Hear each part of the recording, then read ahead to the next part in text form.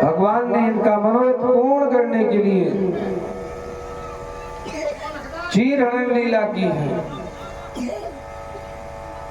और यहाँ बहुत से लोग भगवान पर कहते हैं कि भगवान ने गोपियों के वस्त्रों को चुराया है।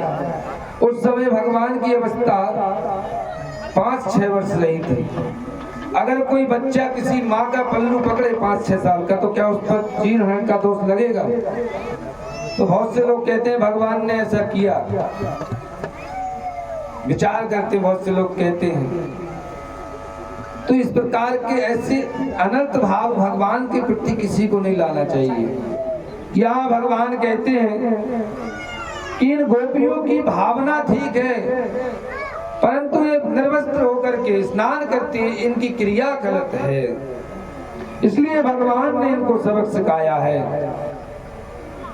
कहते हैं भगवान, हे गोपियों, यदि आपको अपने वस्त्रों को लेना है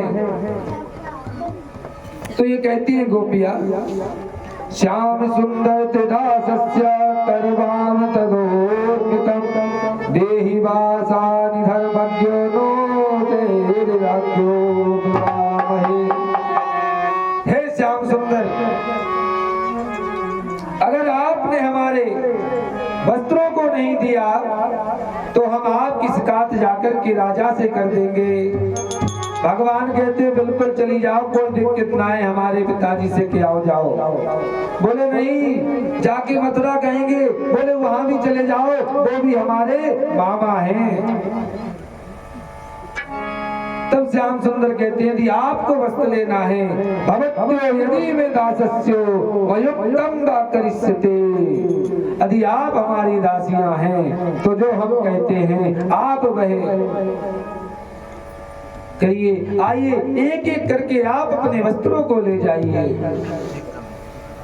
बोले हमें लज्जा आती है। बोले हमसे लज्जा? बोले जब आपको लज्जा नहीं आई, जब आप निर्वस्त्र स्नान करने गई, नदी के किनारे कितने वृक्ष खड़े हैं, जल के अंदर वरुण देव जी हैं, जब आपको लज्जा नहीं आई तो हम जैसे बालक से क्या लज्जा आती है? गोपियां शर्म बस आती हैं, वस्त्रों को पहनती हैं। और श्याम सुंदर कहते हैं आगे चिंता मत करो, आगे आगे शरद पूर्णिमा पर मैं तुम्हारे साथ महाराज करूंगा। आगे चल करके भगवान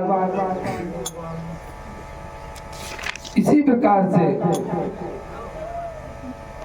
जो क्षीर हरण का प्रसंग पर इस प्रकार की भावना रखते हैं, गलत भाव देखते हैं, वह सब नहीं करना चाहिए। ये आदरणीय अनेक जन्मों में ये माया के राज्य में इनके टूटने पर भी लज्जा और लोकपात रूप हो जाता है।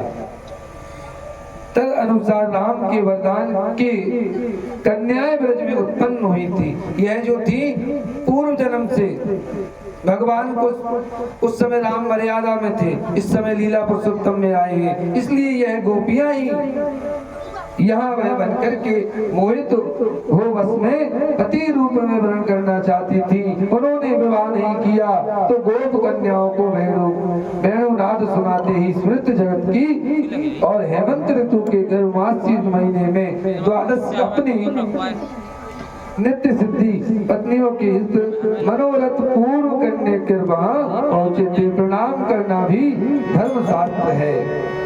एकेन पाणिना योगे इसीलिए मस्तक में अंजलि बांध करके प्रणाम करने की भगवान ने व्यवस्था दी है। और ये निर्देश किया भगवान तो इसके सिद्धांत पति थे, भी उन्होंने विनोद में उनकी अनुरूप ही छोटा सा विषय का संकेत कर लिखे थे। इसमें स्पष्ट यह है कि कन्याएं भगवान की तृतीय पत्नियां थी। कुछ अचानक यह दुष्ट लोग भी मानवीन हैं। यह गोपियां किसी और की नहीं, यह जब ब्रह्मा जी इनके ग्वाल वाले बछड़ों को चुरा ले गए तो उस समय यह एक ही साथ सभी का विवाह करवा दिया था, इसलिए भगवान श्याम सुंदर की ही है। और राम राम महावीर कृष्ण दुष्टम रहा। हे भैया, आप तो शत्रुओं का नाश करने वाले हैं, आज खुदा रूप शत्रु हमें सता रहा है। एक बार श्याम सुंदर और भगवान बलराम जी मथुरा की ओर गायों को चराने के लिए गए हैं। गायों को चला रहे हैं, भूख लगी है, आज कुछ भोजन की भी प्रबंध लेकर के नहीं गए हैं।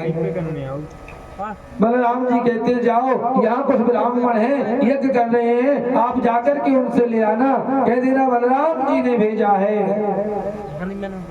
गए, ब्राह्मण बेचारे यज्ञ कर रहे थे, स्वाहा स्वाहा, पर किसी ने इनके पेट की आहा आहा को नहीं सुना, क्योंकि यज्ञ कर रहे कंस का भय। इसी प्रकार से लौट करके आए, कन्हैया से कहा भैया वहाँ का सुना मिलो, वो हमारी आहा आहा को नहीं सुने, वो तो अपनी स्वाहा स्वाहा में लगे हुए हैं। बोले कन्हैया जाओ, उनकी पत्नियों के पास जाकर के कह देना कि कृष्ण बलराम आए हैं।